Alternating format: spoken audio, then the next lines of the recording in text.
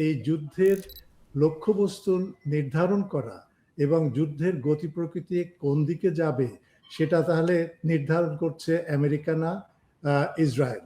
অনেক মানুষ মারা গেছে ইসরায়েলে, সেটা সামরিক অথবা বেসামরিক কিন্তু আমরা জানছি না।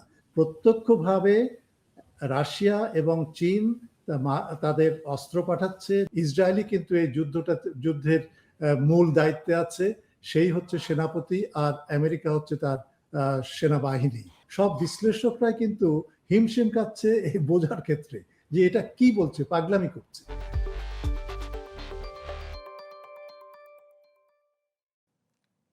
চর্চা ডিকোডে স্বাগত। ইরানের যুদ্ধ প্রায় 3 সপ্তাহ অতিক্রম করে গেছে। এ নিয়ে আমরা বিস্তারিত কথা বলবো অধ্যাপক বদরুল আলম খানের সঙ্গে। সিডনি থেকে তিনি আমাদের সঙ্গে যুক্ত হচ্ছেন। অধ্যাপক খান, আপনাকে স্বাগত। আপনাকে অনেক ধন্যবাদ আমাকে আপনাদের প্রোগ্রামে নেওয়ার জন্য, এবং আপনাদের শ্রোতা এবং দর্শক মণ্ডলীকে আমার অনেক শুভেচ্ছা এবং শুভকামনা এবং অভিনন্দন। তো এই একটা যুদ্ধের যেটা বলছিলাম 3 সপ্তাহ শেষ, এর মধ্যে ইরানে ঈদ গেল, তাদের নববর্ষের অনুষ্ঠান নওরোজ গেল। তো এরই মধ্যে ইরানিরা এই যুদ্ধ পরিবেশের মধ্যেই ঈদ এবং নওরোজ পালন করতে বাধ্য হয়েছে। তো এখন সর্বশেষ পরিস্থিতিটা কি, সেখানে মানে যুদ্ধ এখন কোন পর্যায়ে আছে বলে আপনি দেখছেন?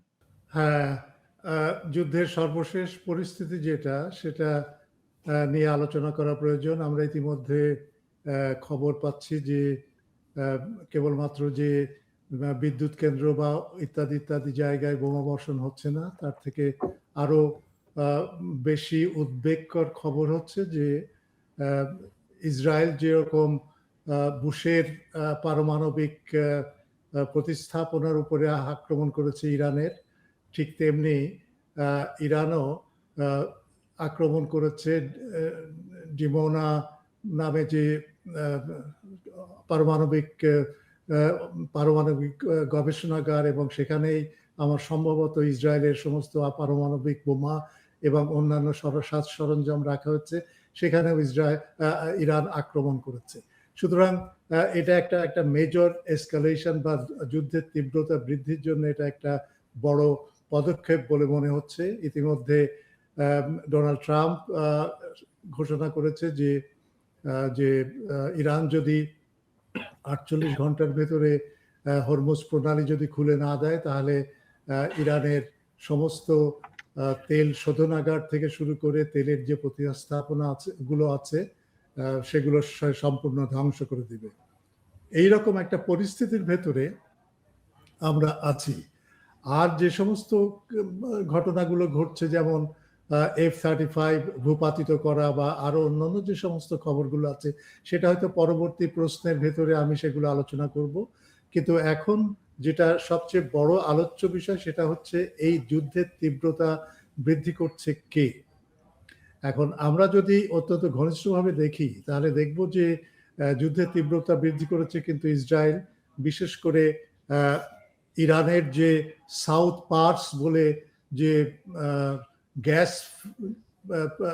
গ্যাসের যে শোধনাগার থেকে শুরু করে যে প্রতিস্থাপন আছে, সেখানে আক্রমণ করেছে, এবং সেই আক্রমণটা অত্যন্ত তীব্রভাবেই করেছে। এই স্টেশনটা, গ্যাস স্টেশনটা পৃথিবীর সবচেয়ে বড় স্টেশন, এবং এর অর্ধেক হচ্ছে ইরানের আর বাকি অর্ধেক হচ্ছে কাতারের। সুতরাং এরকম একটা ডিভাইডেড বা বিভক্ত একটা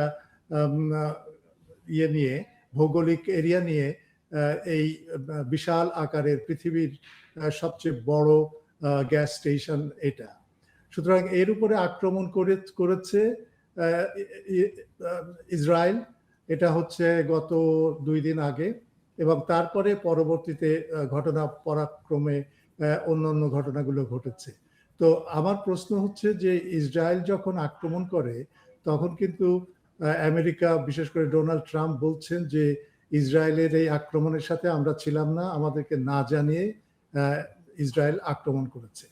সুতরাং এটা যদি হয়, তাহলে আমাদের ধরে নিতে হবে যে এই যুদ্ধের লক্ষ্যবস্তু নির্ধারণ করা এবং যুদ্ধের গতি প্রকৃতি কোন দিকে যাবে সেটা তাহলে নির্ধারণ করছে আমেরিকা না ইসরায়েল। এই কারণে যে ইসরায়েলি সিদ্ধান্ত নিচ্ছে, এমনকি আমেরিকাকে না জানিয়ে, তার কমান্ডকে না জানিয়ে, যে কোনটা কোনটা তার লক্ষ্যবস্তু হবে এবং সেটাই সে নির্ধারণ করবে। সুতরাং এটা যদি হয় তাহলে আমাদের এই ধারণা হয় যে ইসরায়েলই কিন্তু এই যুদ্ধের মূল দায়িত্বে আছে, সেই হচ্ছে সেনাপতি, আর আমেরিকা হচ্ছে তার সেনাবাহিনী বা সৈন্যবাহিনী বা পদাতিক বাহিনী। এইরকম একটা ইমপ্রেশন কিন্তু আমার হয়েছে। সুতরাং এটা একটা সাংঘাতিক মারাত্মক একটা ঘটনা। কিন্তু অন্য দিক থেকে যদি আমি বিচার করি তাহলে আমি এটা বলতে পারবো, দাবি করতে পারবো যে আমেরিকা যেটা বলছে সেটা সঠিক না। সঠিক না এই কারণে যে আমেরিকা অবশ্যই ইসরায়েলের এই যে আঘাত সে হানবে এই গ্যাস স্টেশনে ইরানের, সেটা কিন্তু সে তার না জানার কথা না। কারণ ইসরায়েল এবং আমেরিকার যে যুদ্ধ পরিকল্পনা সেটা একটা ঘাঁটিতে একটা যৌথ কমান্ডের অধীনে সেটা নির্ধারিত হয় এবং নির্বাচিত হয়, এবং সেই যৌথ কমান্ডটা হচ্ছে আল উডেইদ, কাতারের আল উডেইদ আমেরিকান ঘাঁটিতে। সুতরাং এবং সেখান থেকে, এই ঘাঁটি থেকে কিন্তু সবকিছু নিয়ন্ত্রণ হয়, কখন কোথায় এবং কোন বিমান আকাশে উঠছে এবং আকাশ থেকে নামছে। সুতরাং আমেরিকার না জানার কোনো কারণ নাই। সুতরাং তাই যদি হয় তাহলে ডোনাল্ড ট্রাম্প মিথ্যা কথা বলছেন আরেকবার, এবং প্রতিনিয়ত মিথ্যা কথা বলে যাচ্ছে যুদ্ধের পরিস্থিতি কি হচ্ছে না হচ্ছে এই বিষয়ে। আর আমরা যদি ধরে নেই যে ইসরায়েলই করেছে এবং তার সাথে আমেরিকা, তাহলে আমাদের দ্বিতীয় প্রশ্ন হচ্ছে কেন করেছে। কারণ এটা হচ্ছে কোনো সামরিক লক্ষ্যবস্তু না, এটা হচ্ছে একটা বেসামরিক প্রতিষ্ঠান, এবং ইরানের অর্থনীতির জন্য এবং জনজীবনের জন্য এটার একটা সাংঘাতিক একটা ভাইটাল জিনিস। সুতরাং এখানে আক্রমণ করলো কেন? এবং আরো অন্যান্য বেসামরিক লক্ষ্যবস্তুতে হামলা করেছে আমরা জানি, কিন্তু এটা হচ্ছে একটা মারাত্মক যুদ্ধকে তীব্র করার, এর থেকে আর মারাত্মক কোনো লক্ষ্যবস্তু হতে পারে না। সুতরাং কারণটা কি? কারণটা আমি যদি বিশ্লেষণ করি তাহলে একদিক থেকে আমি বলতে পারি যে এটাকে ধ্বংস করার মূল লক্ষ্য হচ্ছে যে ইসরায়েল জানাতে চাচ্ছে পৃথিবীকে যে ইরানের এই গ্যাস স্টেশন শুধু না, সে খুব ভালোভাবে জানে যে ইরান উল্টো পাল্টা আক্রমণ করবে অন্যান্য দেশকে বা দেশের বিদ্যুৎ কেন্দ্র অথবা গ্যাস কেন্দ্রগুলো, এবং এক্স্যাক্টলি ইরান কিন্তু সেটাই করেছে। বিশেষ করে কাতার, বাহরাইন, তারপরে বাহরাইন থেকে শুরু করে ইউনাইটেড আরব এমিরেট এবং সৌদি আরবে পাল্টা আক্রমণ করেছে। তো এর ফলে কি হচ্ছে? এর ফলে যেটা হচ্ছে সেটা হচ্ছে যে এইসব দেশগুলো, বিশেষ করে গালফ স্টেটগুলো, তারা দুর্বল হয়ে যাচ্ছে, দুর্বল হয়ে পড়ছে এবং প্রতিনিয়ত দুর্বল হচ্ছে। তাদের যে সম্পদ সেটা ধ্বংস হচ্ছে, এবং এই দুর্বল হওয়ার কারণে যে দিকটা আমরা লক্ষ্য করছি সেটা হচ্ছে এই গ্যাসের ঘাটতি থেকে শুরু করে, তেলের ঘাটতি থেকে শুরু করে, এতে উপকৃত হচ্ছে কিন্তু একমাত্র একটাই দেশ, সেটা হচ্ছে আমেরিকা। আমেরিকা উপকৃত হচ্ছে কেন, এবং এটা যে একটা আমেরিকার লং টার্ম প্রোগ্রাম, এটা ইসরায়েল জানে কিনা সেটাও আমরা জানি না, কিন্তু এটা একটা মাস্টার প্ল্যান আমরা বলতে পারি। আপনারা লক্ষ্য করে দেখেন, যখন ইউক্রেনে যখন গন্ডগোল হচ্ছে, বিশেষ করে 2014 সালে যখন সেখানে একটা অভ্যুত্থান হলো, সেই অভ্যুত্থানের পরে কিন্তু যে সিদ্ধান্তটা ইউক্রেনের বা নেতাকে, এই কুর পরে যারা ক্ষমতায় এসেছিল তাদেরকে আমেরিকা জানিয়ে দেয় যে তোমরা রাশিয়ার সাথে তোমাদের যে তেল এবং গ্যাসের যে চুক্তি আছে, সেই তেল এবং গ্যাসের চুক্তিটাকে তোমাদের বাতিল করতে হবে, এবং সেখানে আমাদের যে সমস্ত গ্যাস কোম্পানি এবং তেল কোম্পানি আছে, বিশেষ করে এলএনজি আমেরিকার, সেগুলো এখানে তোমাকে কিনতে হবে। এবং এক্স্যাক্টলি সেটাই হয়েছিল। এবং তখন লক্ষ্য করা গিয়েছিল যে এলএনজি এবং বিশেষ করে এলএনজি বিক্রি আমেরিকার থেকে সাংঘাতিকভাবে বেড়ে গেল। তারপরে যেটা হলো সেটা হচ্ছে যে আপনারা জানেন যে রাশিয়া গ্যাস সরবরাহ করত নর্ড স্ট্রিম 2 দিয়ে জার্মানিতে এবং ইউরোপের আরো অন্যান্য দেশগুলোতে। এখন এই নর্ড স্ট্রিম 2 ধ্বংস করলো কে? সেটার সাথে আমেরিকা যুক্ত এবং নরওয়ে যুক্ত এবং পোল্যান্ড হতে পারে, যুক্ত হতে পারে এবং বিশেষ করে ইউক্রেন যুক্ত। সুতরাং এই নর্ড স্ট্রিমের এই যে গ্যাস ফ্লোটা বা গ্যাস রপ্তানিটা বন্ধ করে দিয়ে ইউরোপ আজকে যে সমস্যার ভেতরে পড়েছে, সেই সমস্যার একটা হচ্ছে যে তাদের ম্যানুফ্যাকচারিং একেবারে প্রায় ধ্বংসের মতো, কারণ রাশিয়ার যে গ্যাস সেটা অত্যন্ত সস্তা ছিল, প্রায় 4 গুণ সস্তা। এখন যেটা তারা কিনছে সেটা হচ্ছে আমেরিকার এলএনজি গ্যাস। সুতরাং এই ইউক্রেন যুদ্ধের একটা বড় অন্যতম কারণ হচ্ছে যে রাশিয়ার গ্যাস এবং তেলের যে আধিপত্য ছিল বিশেষ করে ইউরোপে, সেখান থেকে তাকে হটিয়ে দিয়ে আমেরিকা সেই জায়গাটা দখল করে নিয়েছে। আজকে আমেরিকা যেখানে তার এলএনজির রপ্তানির ক্ষেত্রে 4 কি 5 নম্বরে ছিল আগে, এই ইউক্রেন যুদ্ধ বা এই ইরান ইসরায়েল যুদ্ধের আগে, এখন দেখা যাচ্ছে যে আমেরিকা সেখানে নাম্বার 1 রপ্তানিকারক দেশ হিসেবে আবির্ভূত হয়েছে বা স্থান করে নিয়েছে। সুতরাং এই যে ধ্বংসগুলো যেটা হচ্ছে ইরানে অথবা গালফ স্টেটগুলোয়, সেটা পরোক্ষ বা প্রত্যক্ষভাবে আমেরিকার একটা গ্র্যান্ড প্ল্যান। আমেরিকার যে সমস্ত মাল্টিন্যাশনাল কর্পোরেশনস গুলো আছে, একটা হচ্ছে মিলিটারি ইন্ডাস্ট্রিয়াল কমপ্লেক্স, দ্বিতীয় হচ্ছে এই তেল এবং গ্যাসের রপ্তানির সাথে যে সমস্ত মাল্টিন্যাশনাল অথবা আমেরিকান কোম্পানিগুলো আছে এবং আমেরিকান ব্যাংকগুলো, তারা এই সমস্ত জায়গায় লোন দিচ্ছে ইত্যাদি ইত্যাদি করছে। সব মিলিয়ে এমন একটা নেটওয়ার্ক যেটা মাল্টিন্যাশনাল কর্পোরেশন দ্বারা পরিচালিত এবং তাদের কিন্তু উদ্দেশ্য এবং লক্ষ্য অনেক সুদূর প্রসারী। তারা এই কাজটা করলো। এখন ভেনেজুয়েলাতেও কিন্তু এইভাবে আক্রমণ করলো, তারপরে এখন কিউবাতে আক্রমণ করবে।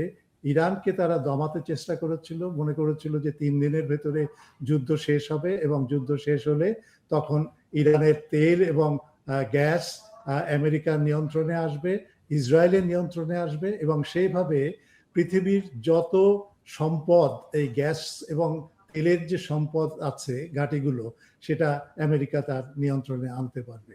এবং এই যে চোক পয়েন্টগুলো যেগুলো অবরুদ্ধ করার জন্য, বাণিজ্য অবরুদ্ধ করার জন্য যেগুলো অত্যন্ত গুরুত্বপূর্ণ, যেমন মালাকা স্ট্রেইট আমাদের দক্ষিণ পূর্ব এশিয়াতে, যেমন হরমুজ প্রণালী, যেমন আরো একটা হরমুজ প্রণালী থেকে শুরু করে আরো যে সমস্ত পানামা ক্যানেল, তারপরে সুয়েজ ক্যানেল, এই যে সমস্ত চোক পয়েন্টগুলো আছে বাণিজ্য যে পথ দিয়ে চলে, সেগুলোকে বন্ধ করা এবং সেগুলোর উপরে নিয়ন্ত্রণ করা, এই মাস্টার প্ল্যানটা কিন্তু আমেরিকার আছে, আমেরিকার মাল্টিন্যাশনাল কর্পোরেশনস গুলোর আছে। আর এর সাথে যুক্ত হতে পারে ইসরায়েলের যে greater Israel project. Greater Israel project কিন্তু কেবলমাত্র যে ইহুদিদের আধিপত্য থাকবে সেখানে, সেটা না। এর থেকে আরো বড় হচ্ছে যে এই সম্পদের উপরে নিয়ন্ত্রণ এনে গালফ স্টেটগুলোকে কমপ্লিটলি মানে নতজানু রেখে তারা যেন এই অঞ্চলের উপরে আধিপত্য রাখতে পারে, অর্থনৈতিক আধিপত্য, আদর্শিক আধিপত্য এবং তাদের অন্যান্য যে সমস্ত আধিপত্য তারা এখানে প্রতিষ্ঠিত করতে চায় সেগুলো। সুতরাং এই যুদ্ধের তীব্রতা বৃদ্ধির পেছনে এটা হচ্ছে সবচেয়ে বড় কারণ বলে আমি মনে করি। তো যুদ্ধের তীব্রতা যেমন বৃদ্ধি পাচ্ছে, তেমন কিন্তু আমেরিকার ক্ষয়ক্ষতিও বৃদ্ধি পাচ্ছে। তো আমরা যদি দেখি যে গত 3 সপ্তাহের মধ্যে আমেরিকা, বলা হচ্ছে যে আমেরিকা প্রায় 14টি এয়ারক্রাফট হারিয়েছে। অন্য ক্ষয়ক্ষতির কথা যদি বাদও দিই, যে সেটা কাতারে যে বড় রাডার ছিল, সে রাডার আপনার ধ্বংস হয়েছে, জেরাল্ড ফোর্ড এ আগুন লেগেছে, আপনার ইউএসএস কি বলা বলেন, আরেকটি যে বিমানবাহী রণতরী, সেটি এখান থেকে চলে গেছে। কিন্তু সবচেয়ে বড় যে আব্রাহাম, হ্যাঁ, ইউএসএস আব্রাহাম চলে গেছে। কিন্তু সবচেয়ে বড় যেটা, যে F-35, এই 2টি F-35 বলা হচ্ছে যে ধ্বংস হয়েছে, মানে বা তারা ক্ষতিগ্রস্ত হয়েছে, যেটা আর কাজ করতে পারবে না। এই F-35 মানে এটা ইরান কিভাবে করলো, নাকি নিজেদের ত্রুটির কারণেই মানে F-35 বসে যেতে বাধ্য হয়েছে? আপনারা আমি জানি না আমাদের বাংলাদেশের দর্শকরা ওই F-35 এর শুটিং এর যে ভিডিওটা কিভাবে শুট করলো ইরান, সেই ভিডিওটা আপনারা দেখেছেন কিনা? সেটা যদি দেখে থাকেন তাহলে দেখবেন যে একটা চমৎকার একটা মানে ডগ ফাইটের মতো করে এই F-35 বিমানটাকে ধ্বংস করা হলো, ভূপাতিত করা হলো। এবং আমেরিকা বলছে যে এটা ল্যান্ড করেছে সৌদি আরবে এবং আমাদের তাদের পাইলট ঠিক মানে স্থিতিশীল আছে ইত্যাদি, ইত্যাদি, এগুলো সব বোগাস। আমি সেই ওই ভিডিওটা দেখে মনে হচ্ছে যে ওটা এমনভাবে মাটির দিকে মানে ভূপৃষ্ঠের দিকে যাচ্ছে যে ওটা মানে নিয়ন্ত্রণহীনভাবে। সুতরাং এটা আমি জানি না এটা কতটুকু সত্য বা মিথ্যা যে এই বিমান সৌদি আরবে যেয়ে ল্যান্ড করেছে। বিশেষ মানে এর একটা বড় দিক হচ্ছে এই যে এই F-35 বিমান এটার মূল্য হচ্ছে 200 মিলিয়ন। 200 মিলিয়ন এক একটা F-35 এর দাম। এবং এটা যারা প্রডিউস করে বা যারা ম্যানুফ্যাকচার করে তারা এটা দাবি করেছে যে এটা কেউ কখনো ভূপাতিত করতে পারবে না। কারণ এটা হচ্ছে স্টেলথ, তার মানে এটা রাডারে ধরা পড়ে না এবং রাডারকে এড়িয়ে সে শত্রুর লক্ষ্যবস্তুগুলো সে নির্ধারণ করতে পারে এবং এটা অত্যন্ত একটা সফিস্টিকেটেড একটা মারণাস্ত্র বা মানে যুদ্ধ বিমান। তো এটাকে যদি ইরান ডাউন করতে পারে তাহলে এটাই হচ্ছে পৃথিবীর ইতিহাসে প্রথম যে F-35 নামে একটা বিমান যেটা হচ্ছে পঞ্চম জেনারেশনের প্ল্যান, সেটাকে ইরান ভূপাতিত করলো। এর সাথে আর একটা জিনিস লক্ষ্য করার ব্যাপার যে ডোনাল্ড ট্রাম্প থেকে শুরু করে ইসরায়েলের নেতৃবৃন্দ সবসময় বলছে যে হ্যাঁ, ইরানকে আমরা সম্পূর্ণ ধ্বংস করে দিচ্ছি। আমাদের লক্ষ্য যেটা ছিল, এক নম্বর হচ্ছে তাদের নেতৃত্বকে ধ্বংস করা, সেটা করেছি। দুই হচ্ছে তাদের যে সামরিক বাহিনী সেটাকে নষ্ট করেছি, নৌবাহিনীকে নষ্ট করেছি, বিমান বাহিনীকে নষ্ট করেছি, আকাশ প্রতিরক্ষার সবকিছু যেটা ক্ষেপণাস্ত্র সংগলিত সেগুলো সব আমরা ধ্বংস করে দিচ্ছি। সুতরাং আমরা প্রায় 95% আমরা ধ্বংস করে দিচ্ছি। আমাদের মনেও কিন্তু এরকম একটা আভাস ছিল যে ইরানের বিরুদ্ধে যে সমস্ত অভিযান চলছে, বিমান অভিযান এবং ক্ষেপণাস্ত্র অভিযান বিশেষ করে ইসরায়েল এবং আমেরিকার পক্ষ থেকে, সেই অভিযান কেন কিভাবে হচ্ছে, এটা তাহলে কি ইরানের কিচ্ছুর কোনো আকাশ প্রতিরক্ষা ব্যবস্থা একেবারে ধ্বংস করে দিচ্ছে? কিন্তু এটাই প্রমাণ করলো F-35 যে দুটো F-35 ভূপাতিত করেছে, এটাই প্রমাণ করলো যে না, ইরান এখনো পর্যন্ত ইরানের যে আকাশ প্রতিরক্ষা সেটা ইনট্যাক্ট বলবো না, কিন্তু সেটা এখনো ফাংশন করছে এবং এই ফাংশনটা দিয়ে তারা প্রমাণ করলো যে তারা তাদের আরো কিছু আছে। সেটা কি? সেটা হচ্ছে এই যে এই F-35টা যদি আমরা ভৌগোলিকভাবে দেখি কোন জায়গায় এটা ভূপাতিত হলো এবং এই F-35 সেখানে গিয়েছিল কেন, তার একটা প্রধান কারণ হচ্ছে যে এই F-35টা ইরানের উত্তর পূব বা উত্তর পূব অঞ্চলে আক্রমণে গিয়েছিল এবং এটা হচ্ছে যেখানে ইরানের সাথে তাজিকিস্তানের যে বর্ডারটা, এখানে গিয়েছিল এবং বোমা টোমা মারার তার অভিপ্রায় ছিল। তো এই জায়গাটা কিন্তু অত্যন্ত গুরুত্বপূর্ণ, বিশেষ করে বাইরের সাহায্য পাওয়ার জন্য ইরানের এখন দুটো পথ মূল খোলা আছে। একটা হচ্ছে কাস্পিয়ান সাগরের তার বন্দরগুলো এবং যেটা আস্ত্রাখানের সাথে রাশিয়ার আস্ত্রাখানের সাথে যুক্ত, এটা হচ্ছে একটা নৌপথ যেটা, আর একটা হচ্ছে যে বাই রোড, এবং সেই বাই রোডটা যেটা আমরা লক্ষ্য করি সেটা হচ্ছে যে তাজিকিস্তান দিয়ে এই বাই রোডে এই গত 10 দিন বা 15 দিন ধরে 24 ঘন্টা ব্যাপী রাশিয়ার থেকে এবং চীনের থেকে সমস্ত ট্রাক বহর একেবারে কন্টিনিউয়াসলি এই তাজিকিস্তানের বর্ডার দিয়ে এই অনুপ্রবেশ করছে ইরানে। সুতরাং এইটাই হচ্ছে একটা বড় কারণ কেন সেখানে এই F-35 গিয়েছিল এবং F-35 যে এই এখানে হামলা করা বা এখানে আক্রমণ করার একটা পরিকল্পনা তার ছিল। সুতরাং এটা একটা কারণ। আর দ্বিতীয় হচ্ছে যে রাশিয়ার অনেকেই আজকে পরোক্ষভাবে বলছে, বিশেষ করে সরকারি পর্যায়ে এবং ইরানের সরকারি পর্যায়ে বিশেষ করে সামরিক IRGC-র যারা প্রতিনিধি তারা বলছে যে হ্যাঁ আমরা রাশিয়ার S-400 পেয়েছি এবং S-400টা এমন একটা আকাশ প্রতিরক্ষা ব্যবস্থা যেটা ইরান যেটা ভারত এবং পাকিস্তান যুদ্ধের সাংঘাতিকভাবে কাজে দিয়েছিল। সুতরাং এই S-400 দিয়ে এই F-35কে নামানো হলো কিনা, বা গতকালকে ইসরায়েলের আরো F-16 নামে আরো একটা বিমান ভূপাতিত করেছে ইরান, এটা কি S-400 এর কল্যাণে নাকি তাদের নিজস্ব কোনো আকাশ প্রতিরক্ষা আছে যেটা তারা ব্যবহার করে এই কাজটা করেছে, এটা সম্পর্কে আমি নিশ্চিত না। কিন্তু এটা আমি নিশ্চিত যে এখন ইরানে প্রত্যক্ষভাবে রাশিয়া এবং চীন তাদের অস্ত্র পাঠাচ্ছে, বিশেষ করে এই ব্যালিস্টিক মিসাইলের যে সমস্ত জ্বালানি প্রয়োজন এবং সেগুলো তারা পাঠাচ্ছে, এবং আরো খাদ্য থেকে শুরু করে গ্যাস এবং খাদ্যশস্য, তেল, মানে ভোজ্য তেল ইত্যাদি ইত্যাদি, এই সমস্ত সব জিনিসগুলো কিন্তু এই কনভয়ের ভেতর দিয়ে আসছে। আর কনভয়ের ভেতরে কি আসছে সেটা আমরা জানি না, কিন্তু সেখানে আরো অন্যান্য সাহায্য ইরান পেতে শুরু করেছে। সুতরাং এটা একটা মেজর একটা ডেভেলপমেন্ট, এবং এই কারণে F-35 এর যে ভূপাতিত করার ঘটনাটা, বিশেষ করে লজিস্টিক্যাল দিক থেকে এটা একটা সাংঘাতিক একটা গুরুত্বপূর্ণ একটা ঘটনা বলে আমি মনে করি। আর একটা জিনিস বলছে সবাই যে ইরান কিন্তু এই F-35কে নামানোর ক্ষেত্রে তারা কিন্তু এর যে সফটওয়্যার আছে সেই সফটওয়্যারটা তারা হ্যাক করতে পেরেছে। F-35 এর বিশেষ করে এই সফটওয়্যারটা হ্যাক করে কিন্তু তারা যখন হ্যাক করছে তখন এই F-35 কিন্তু দিশেহারা হয়ে মানে গন্তব্যহীন ভাবে আকাশে করছে এবং সবকিছু নিয়ন্ত্রণ প্রায় হারিয়ে ফেলার মতো, এবং তখনই এই শুট ডাউন করছে বা ভূপাতিত মানে ক্ষেপণাস্ত্র দিয়ে এই F-35কে নামানো হয়েছে। এটার একটা এক্সাম্পল আমরা দেখলাম।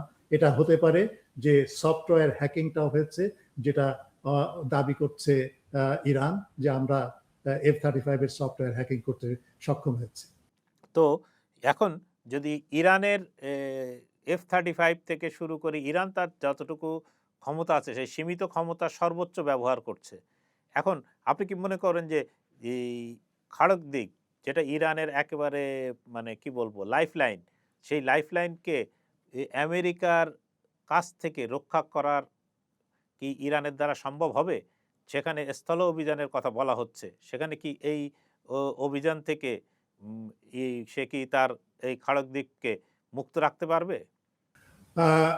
ইরান আমেরিকা খার্গ দ্বীপ নিয়ে নানাভাবে নানা খবর প্রচার করছে। তারা বলছে যে ২৫০০ সৈন্য বিশেষ করে ওকিনাওয়া, জাপানের ওকিনাওয়া ঘাঁটি থেকে তা পাঠানো হয়েছে, এবং তারা এখন পথে, এবং আরো ১০ দিনের ভেতরে তারা পৌঁছাবে। কোথায় পৌঁছাবে জানি না।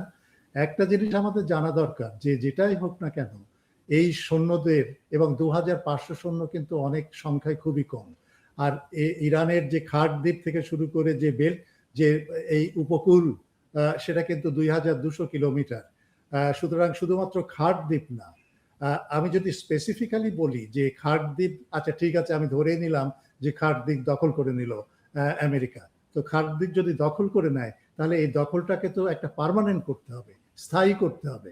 সেই স্থায়ী করার ক্ষমতা আমেরিকার নেই, এই কারণে যে যদি ওখানে সৈন্যরা তাদের তাঁবু ঘাটে এবং একটা ঘাঁটি তৈরি করে, গড়ে তোলে, তাহলে ওই ঘাঁটিকে ২৪ ঘন্টার ভেতরে ২৫ ঘন্টা ইরান আক্রমণ করবে তার ক্ষেপণাস্ত্র দিয়ে, তার তার ড্রোন দিয়ে, যেটা তার অসীম সংখ্যায় আছে।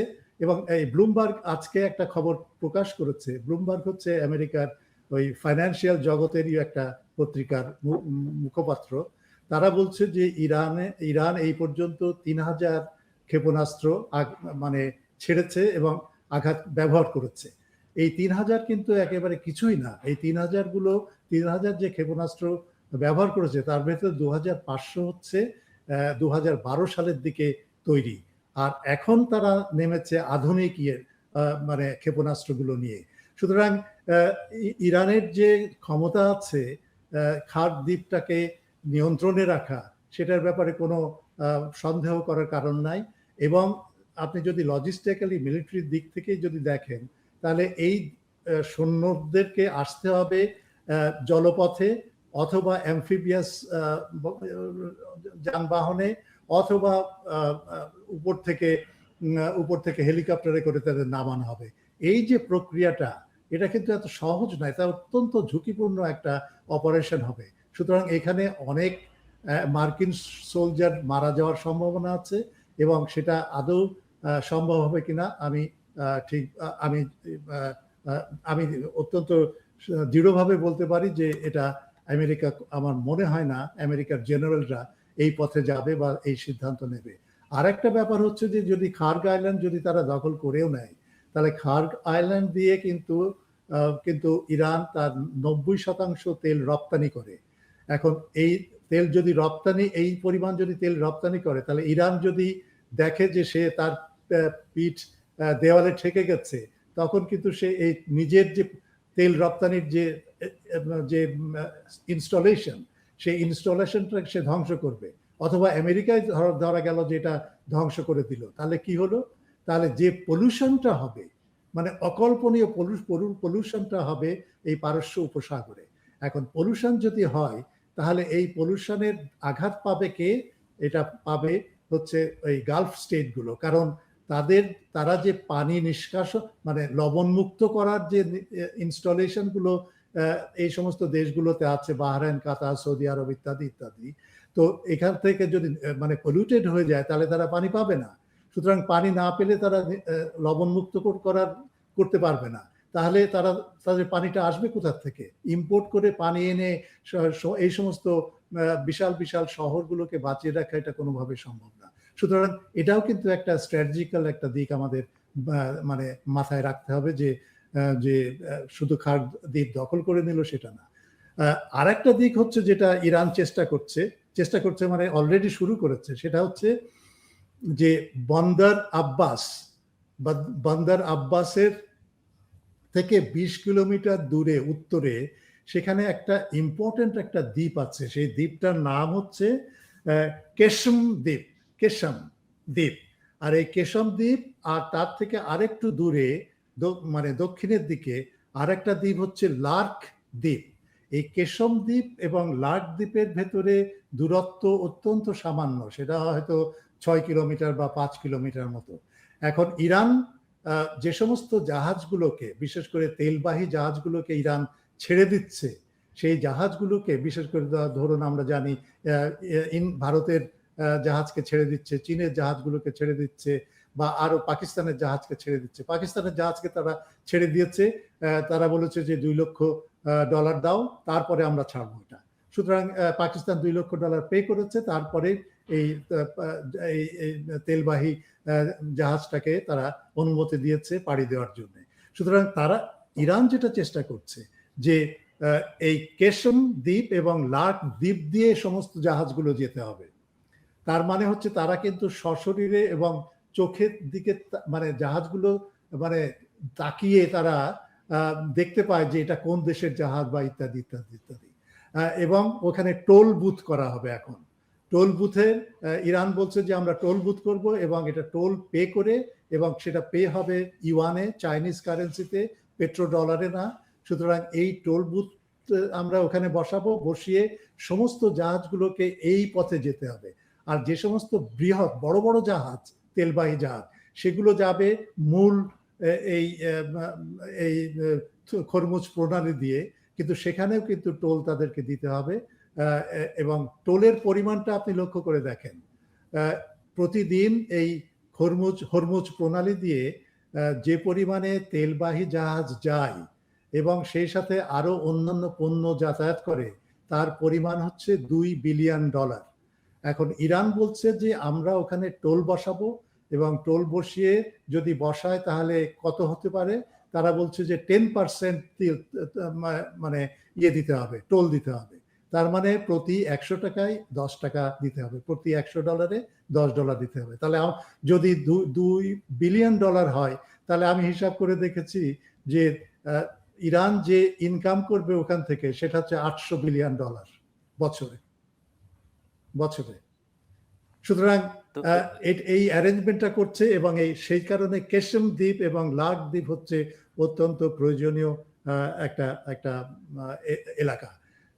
সুতরাং খার্ক দ্বীপ দখল করাটা কোনোভাবেই সহজ হবে না। কেশম দ্বীপ বা লাক দ্বীপে যদি আমেরিকা যদি আক্রমণ চালায়, তাহলে সেখানেও তারা মার খাবে বলে আমার মনে হয়।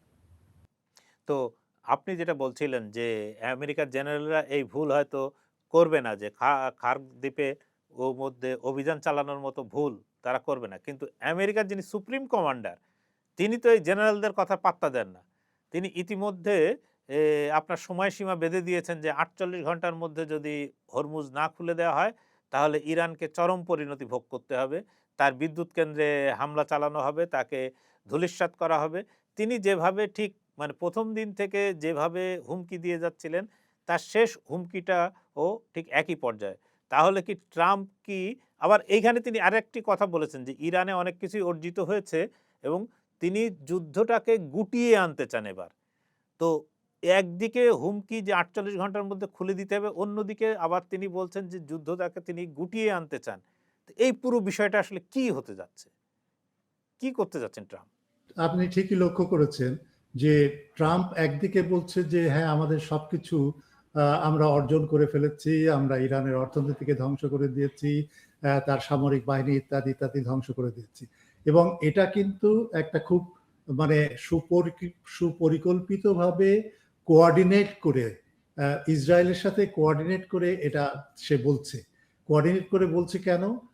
তার কারণ হচ্ছে যে এই বক্তব্যটা দেওয়ার আগে নেতানিয়াহু যদি বেঁচেও থাকেন বা তার ইসরায়েলের পক্ষে কোনো একজন ডোনাল্ড ট্রাম্পের সাথে একটা আলাপ করে, টেলিফোন আলাপ হয় এবং সেই টেলিফোন আলাপে তারা কি আলোচনা করেছে সেটা প্রকাশ না, কিন্তু তার পরপরই কিন্তু নেতানিয়াহু এইভাবে বলেছে যে আমরা আমাদের লক্ষ্য ইতিমধ্যে অর্জন করে ফেলেছি, আমাদের আর কিছু পাওয়ার নাই।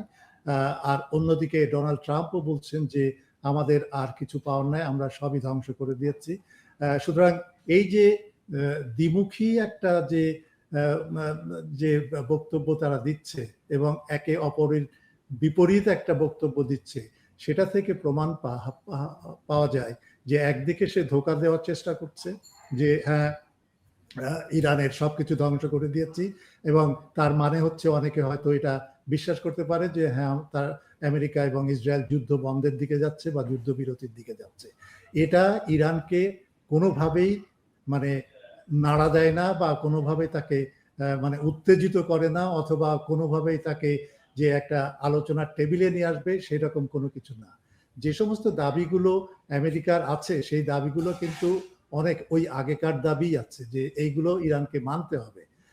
এবং এটাও বলছে ডোনাল্ড ট্রাম্প এবং নেতানিয়াহু যে ইরানের সাথে যুদ্ধবিরতি হবে না, আমরা যুদ্ধ চালিয়ে যাব। আবার একই সাথে বলছে যে না, আমাদের সব লক্ষ্য বস্তু আমরা অর্জন করে ফেলেছি, লক্ষ্য এবং উদ্দেশ্য। সুতরাং একটা মাতলামির মতো একটা ব্যাপার, এবং কোনো মানে সুচিন্তিত কোনো পরিকল্পনা ভিত্তিতে যে এটাকে আমি বিশ্লেষণ করব, এবং সব বিশ্লেষকরাই কিন্তু হিমশিম খাচ্ছে এই বোঝার ক্ষেত্রে যে এটা কি বলছে, পাগলামি করছে। এখন ৪৮ ঘন্টার যে আলটিমেটাম সে দিয়েছে, সেই আলটিমেটামটা শেষ হবে আমার মনে হয় সামনে এই সোমবারে রাত্রে একটা সময়।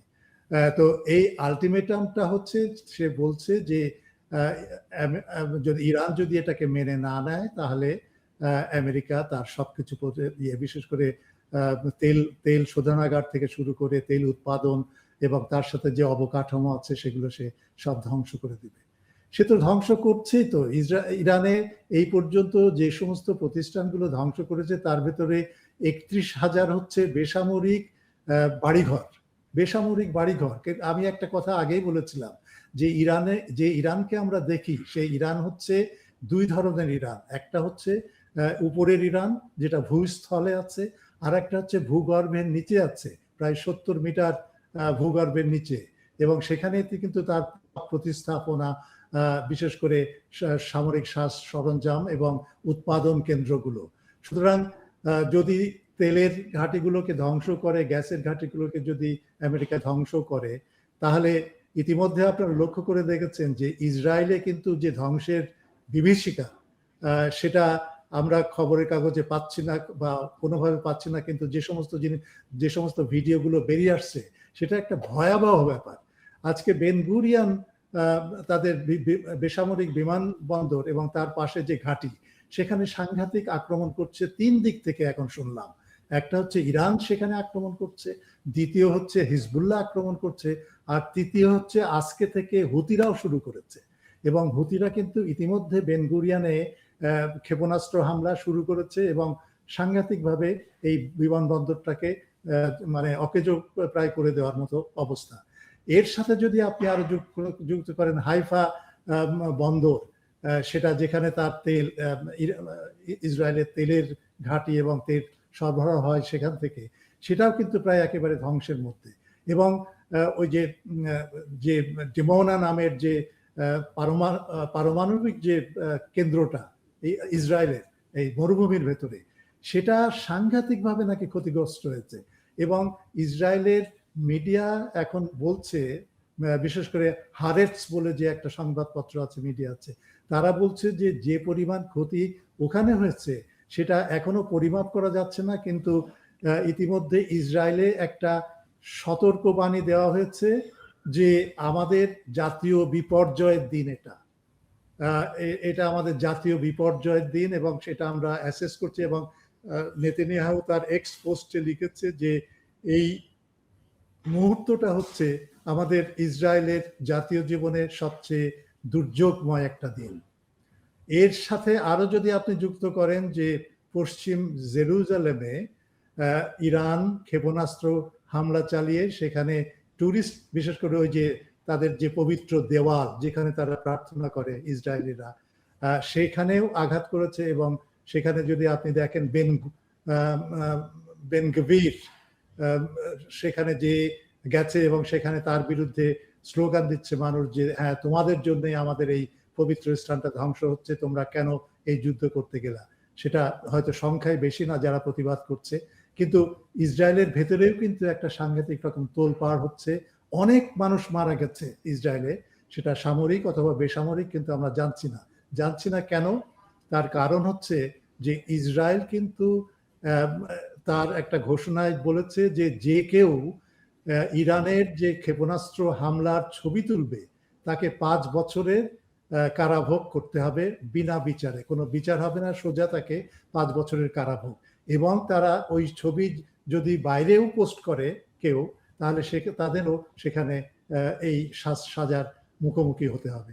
সুতরাং এখন মানে ইসরায়েলের এখন প্রায় ধ্বংসের মুখে ইসরায়েল, এবং ইরানের যে সমস্ত অত্যাধুনিক ক্ষেপণাস্ত্রগুলো আছে, সেই ক্ষেপণাস্ত্র তারা কেবলমাত্র ব্যবহার শুরু করেছে। এটা হচ্ছে ইরানের 4র্থতম স্টেজ, এবং তারা ইতিমধ্যে 70 বার বা 70 দফায় আক্রমণ চালিয়েছে। সুতরাং ইরানের ক্ষেপণাস্ত্র সংখ্যায় ঘাটতি দেখা দিতে পারে, বা তারা নিঃশেষ হয়ে গেছে, বা তাদের এই ক্ষেপণাস্ত্র প্রোগ্রাম সম্পূর্ণ ধ্বংস করে দেওয়া হচ্ছে, এটা সম্পূর্ণ মিথ্যা এবং আজগুবি।